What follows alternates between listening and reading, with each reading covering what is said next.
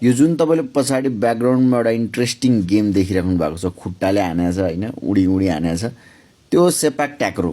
यो नेपालबाट registered game हो होइन, नेपाल स्पोर्ट्स काउन्सिलमा यो गेम एकदम एसोसिएसन रजिस्टर्ड नै छ। र रिसेन्ट 3-4 वर्षदेखि मैले नेपालमा खेलिरहेको देखेको छु। यो टोखा हो, म त्यो टोखा गएको बेला मैले लाइभ देखेको गेम हो यो होइन, सेपाक ट्याक्रो। र प्लेयर्सहरू छन् नेपालमा पनि होइन, र रजिस्टर्ड एसोसिएसन नै छ क्या यो है। सो अब यो सेपाक ट्याक्रो अब मोस्टली साउथ इस्ट एसियामा सुरु भएको होइन, त्यतातिर एकदम प्रोमिनेन्टली खेल्ने गेम हो, मेनली त मलेसियामा हो होइन। ब्याडमिन्टनकै कोर्टको साइजमा खेलिन्छ यो गेमको, लाइक पिच त्यति नै हुन्छ होइन, अब ब्याडमिन्टन जस्तै भयो, बट खुट्टाले हान्नुपर्ने हुन्छ। 2 देखि 4 जना प्लेयर हुन्छ म्याक्सिमम यसमा होइन। 2टा प्लेयरदेखिबाट 3टा पनि खेल्न सकिन्छ, 4टा पनि खेल्न सकिन्छ, पेयरमा खेल्न सकिन्छ। र यो तल म्याट लगाएको छ, अब त्यो म्याट त उडी उडी हान्दाखेरि त्यो पनि भयो। र यसको लाइक माइथोलोजी पनि खतरा छ। हनुमानहरूले पनि त्यो बेला बाँदरहरूसँग खेलेको थियो भनेर चाहिँ एउटा त्यो एउटा मिथोलोजी चाहिँ छ यो गेमको होइन। र पहिला एन्सियन्ट किङ्सहरूले पनि खेल्थ्यो भन्थ्यो।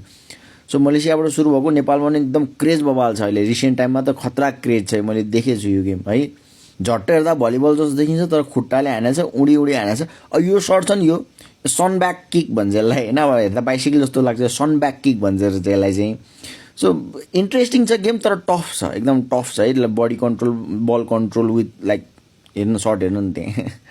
सो क्रेज छ, सेपाक टाक्रोको पनि क्रेज छ नेपालमा, तपाईँलाई थाहा नहोला होइन, बट छ। यो टोखामा चाहिँ मैले देखाएको थिएँ, यो टोखाको गेम हो जस्तो लाग्छ, किनकि त्यो मन्दिर मलाई याद भयो होइन। सो हेर एकचोटि बुझौँ यो गेमको बारेमा नि।